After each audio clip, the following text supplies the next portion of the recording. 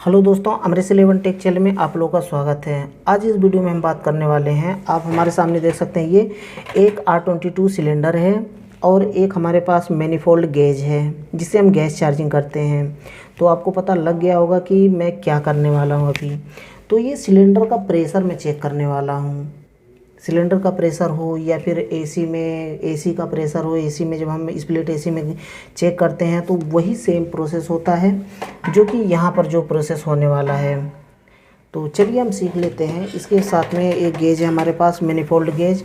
इसके बारे में डीप में बता चुका हूँ पिछले वीडियो में, लेकिन कुछ हमारे नए व्यूअर्स हैं जो कि उस वीडियो तक नहीं पहुँच सकते, तो इसमें मैं बता दे रहा हूँ। एक गेज हमारा ख़राब है, इसको मैं रिजेक्ट कर दिया हूँ। ये गेज है, मैं इसका कवर हटा दिया हूँ ताकि आपको साफ दिखाई दे, क्लियर, क्योंकि कवर इसका गंदा हो गया था। तो ये 0 PSI है, ये कंपाउंड गेज नहीं है। कंपाउंड गेज जो होता है ना, वहाँ पर -30 PSI होता है। यहाँ पर पीछे की साइड में -30 PSI होता है, जो कि इसमें था लेकिन ख़राब हो चुका है। तो ये कंपाउंड गेज के रूप में काम नहीं करेगा, यानी कि आप इससे वैक्यूम नहीं कर सकते, वैक्यूम नहीं दिखाएगा इसमें। सिर्फ आप जो प्रेशर होता है, सक्शन प्रेशर माप सकते हैं, गैस चार्जिंग कर सकते हैं, लेकिन आप इसमें वैक्यूम नहीं कर सकते इस गेज में, क्योंकि इसमें माइनस की तरफ है ही नहीं। अब यहाँ पर देखिए 0 से 50 PSI, 100 PSI, 150 PSI, 200 PSI दिखा रहा है। यहाँ पर 300 PSI, 350 PSI, 400, 450, 500 PSI, यानी कि 50-50 का डिफरेंस है इसके अंदर। कोई भी गेज हो, आप आसानी से गैस चार्जिंग कर सकते हैं इसमें। यहाँ पर 50 PSI, कोई ज़रूरी नहीं है कि 10, 20, 30, 40, 50, 60 लिखा हो तभी आप गैस चार्जिंग कर सकते हैं, नहीं। आप इससे भी गैस चार्जिंग कर सकते हैं, जैसे कि R22। सक्शन प्रेशर पता होना चाहिए कि रेफ्रिजरेंट का सक्शन प्रेशर कितना होता है। तो R22 का जो सक्शन प्रेशर होता है वो 60 PSI होता है, 60 से 65 PSI। स्टैंडिंग प्रेशर 150 PSI होता है।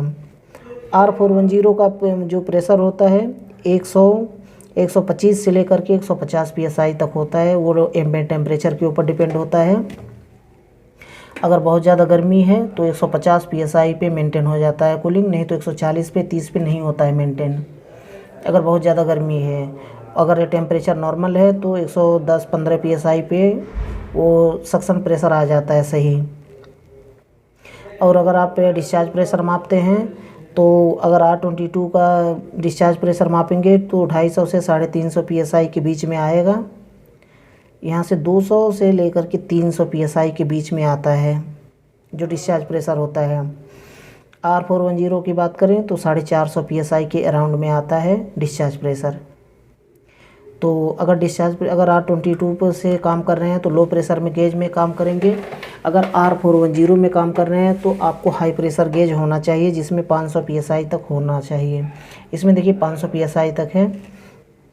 तो इस 50 और 0 के बीच में ये जो छोटा छोटा पॉइंट है ना, ध्यान से देखिए, 1, 2, 3, 4, 5, 6, इसके बाद एक बड़ा लाइन है थोड़ा सा, है ना। इसका क्या मतलब है? इसका जो मतलब होता है कि ये 25 PSI तक है। 50 का आधा होता है 25, तो इसमें बड़ा लाइन एक बनाया गया है कि ये 25 PSI है। अब एक पॉइंट 5-5 PSI के बराबर है।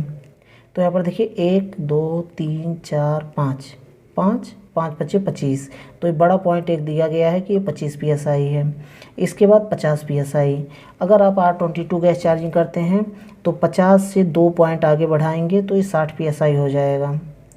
और ये बड़ा वाला यहाँ पर 75 PSI हो गया। 50 से 25 और जोड़ेंगे तो 75 PSI हो गया। 25 और जोड़ेंगे तो 100 PSI हो गया। तो ये 5-5 PSI को बढ़ा करके हम गैस चार्जिंग करते हैं, क्योंकि देखिए बिल्कुल ये कांटा बिल्कुल 0 पर है, यानी कि बिल्कुल परफेक्ट है इसका कांटा। अभी हम इसका जो सिलेंडर का प्रेशर है उसको हम चेक करेंगे। सेम तरीका होता है कि अगर आप एसी में गैस चार्जिंग कर रहे हैं, गैस चेक कर रहे हैं, सक्शन प्रेशर चेक कर रहे हैं, डिस्चार्ज प्रेशर चेक कर रहे हैं, तो वही सेम प्रोसेस होता है। गेज के ठीक नीचे वाला लाइन जो है ना, इसको हम लगाएंगे सिलेंडर में। अगर आप प्रेशर चेक कर रहे हैं तो, अगर आप गैस चार्जिंग कर रहे हैं तो बीच वाला कॉमन होता है, बीच वाले को हम सिलेंडर में लगाते हैं। अगर वैक्यूम कर रहे हैं तो बीच वाले को हम वैक्यूम पंप में लगाएंगे। तो इसको हमें प्रेशर चेक करना है। अगर एसी का प्रेशर चेक करना है तो भी गेज के ठीक नीचे वाला लाइन हम लगाएंगे, क्योंकि यहाँ से धक्का मारेगा ना, तो ये जो है मीटर जो दिखाई दे रहा है इसमें उसका प्रेशर बताएगा, जितना प्रेशर होगा सिस्टम में। तो अभी हम सिलेंडर का प्रेशर चेक करने जा रहे हैं, तो सिलेंडर का प्रेशर जो होगा वो दिखाएगा। तो इसको हम खोलते हैं और इसको लगाते हैं सिलेंडर में।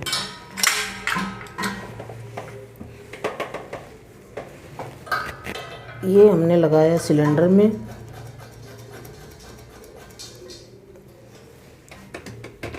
इसको हमने सिलेंडर में लगा दिया, लेकिन इसका प्रेशर अभी भी ज़ीरो है। इसका प्रेशर अभी भी ज़ीरो है। क्यों? क्योंकि अभी हमने ये जो सिलेंडर का वाल है इसे हमने नहीं खोला है। जब सिलेंडर के वाल को जब हम खोलेंगे ना, तो इसका प्रेशर आगे बढ़ेगा, तब दिखाएगा कि सिलेंडर का कितना प्रेशर है। तो R22 का जो सिलेंडर में लिखा हुआ है देख सकते हैं, फ्लोरोन R22 का जो स्टैंडिंग प्रेशर होता है 150 PSI होता है। कभी भी ध्यान में रखिए, चाहे आप वो डक्टेबल एसी में कर रहे हों या फिर HVAC में कर रहे हों या फिर सिलेंडर का प्रेशर चेक कर रहे हों, कोई भी अगर सिस्टम में R22 है तो उसका प्रेशर 150 PSI ही दिखाएगा, चाहे जितना बड़ा सिस्टम हो। कुछ लोग ये कन्फ्यूज हो जाते हैं कि अगर हम बड़े सिस्टम में HVAC में या फिर 5 टन 10 टन में गैस चार्जिंग कर रहे हैं तो क्या उसका प्रेशर ज़्यादा होगा? नहीं, उसका प्रेशर ज़्यादा नहीं होगा, बल्कि उतना ही होगा जितना 1 टन का पौना टन का जितना सक्शन प्रेशर होगा वही सेम प्रेशर उसमें भी होगा, चाहे उसमें 10 किलो गैस जाए चाहे 5 किलो गैस जाए। और 1 टन में पौना टन में 1 किलो गैस जाता है तो भी प्रेशर सेम होता है, सक्शन प्रेशर 60 से 65 PSI। तो अभी स्टैंडिंग प्रेशर जितना सिलेंडर में बताएगा उतना सिस्टम में भी बताएगा। तो मैं बताया हूँ कि 150 PSI बताएगा। तो यहाँ से हम खोलते हैं इसको। अभी देखिए सुई आगे जाएगा, ये देखिए 125 PSI गया, क्योंकि यहाँ से थोड़ा सा लीक हो रहा है। साउंड आपको सुनाई दे रहा होगा, यहाँ से लीक हो रहा है, इसकी वजह से ये 125 PSI तक गया है। देखिए 125 20 PSI बता रहा है। क्यों? क्योंकि यहाँ से लीक हो रहा है। साउंड आपको सुनाई दे रहा होगा, ये लीक हो रहा है यहाँ से। और इस सिलेंडर में अगर गैस की बात की जाए तो आधा सिलेंडर गैस है इसमें। तो चाहे सिलेंडर फुल हो चाहे आधा हो, अगर बहुत कम है तो शायद थोड़ा कम बताएगा प्रेशर, लेकिन प्रेशर सेम होता है। 150 PSI बताना चाहिए लेकिन 120 PSI बता रहा है। अगर ऐसा प्रेशर बता रहा है तो इसको R22 ही मानेंगे हम सिस्टम को, क्योंकि जो R22 का प्रेशर होता है 150 PSI होता है। थोड़ा सा कम ज़्यादा हो सकता है, लेकिन R410 में अगर लगाएंगे तो इसका प्रेशर सीधा चला जाएगा 250 से 300 PSI तक चला जाएगा, 200 से यानी ऊपर ही रहेगा। लेकिन R22 का प्रेशर 200 से ऊपर कभी लाइफ टाइम कभी नहीं होगा, इसको याद रखिएगा हमेशा। अगर 150 से थोड़ा नीचे है, थोड़ा सा ऊपर है, यानी कि यही 5 PSI 10 PSI अगर 150 से चला जाता है तो इसको R22 मानते हैं। अगर से कभी कभी कुछ लोग पूछते हैं कि सिलेंडर में नहीं लिखा है तो कैसे मानेंगे कौन सा गैस है, तो यही होता है। तो यही हम तरीका होता है चेक करने का। इसको हम बंद करते हैं सिलेंडर को।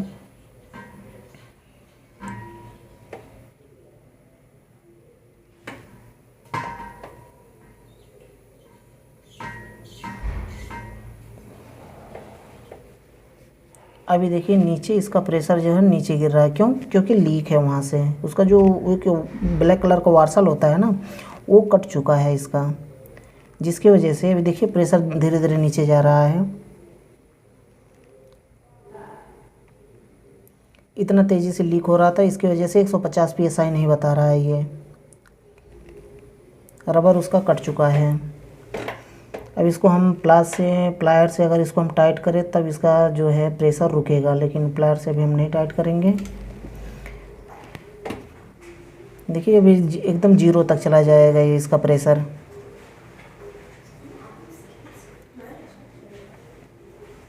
देखिए कितना तेज़ी से नीचे जा रहा है। सेम तरीका होता है पंपिंग चेक करने का।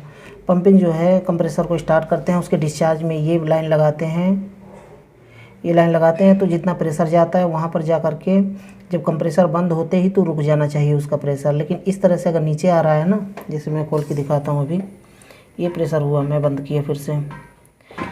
अगर इस तरह से प्रेशर नीचे जा रहा है तो हम कंप्रेसर का पंपिंग फेल मानते हैं।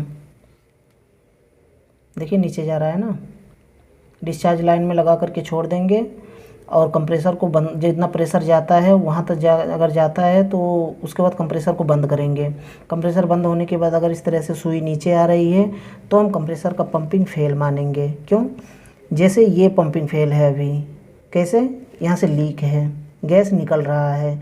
उसी तरह से जब हम उसका जो कंप्रेसर का पिस्टन होता है, रोटरी कंप्रेसर में पिस्टन नहीं होता है, लेकिन उसका जो पंप ख़राब हो जाता है तो सक्शन के रास्ते से वापस फेंकने लगता है, डिस्चार्ज के रास्ते से वापस अगर फेंकने लगेगा तो समझ जाइए कि पंपिंग सही नहीं है, पंपिंग ख़राब। अगर इतनी तेज़ी से अगर नीचे आ गया तो ऐसे कंप्रेसर ख़राब माने जाते हैं। तो ये छोटा सा वीडियो था, छोटी सी जानकारी थी। मुझे लगता है कि वीडियो आपके लिए यूज़फुल रहा होगा। और वीडियो पसंद आए तो वीडियो को लाइक ज़रूर कर दें। लास्ट में बताना चाहूँगा, चैनल को सब्सक्राइब नहीं किया तो चैनल को सब्सक्राइब कर लें और बेल आइकन को प्रेस करके ऑल पर क्लिक कर लें ताकि हमारे आने वाली न्यू वीडियो की नोटिफिकेशन आपको मिल पाए और वीडियो को देख पाएँ सबसे पहले। तो आज के लिए बस इतना ही था। अगले वीडियो में फिर जल्दी मिलते हैं एक नए टॉपिक के साथ।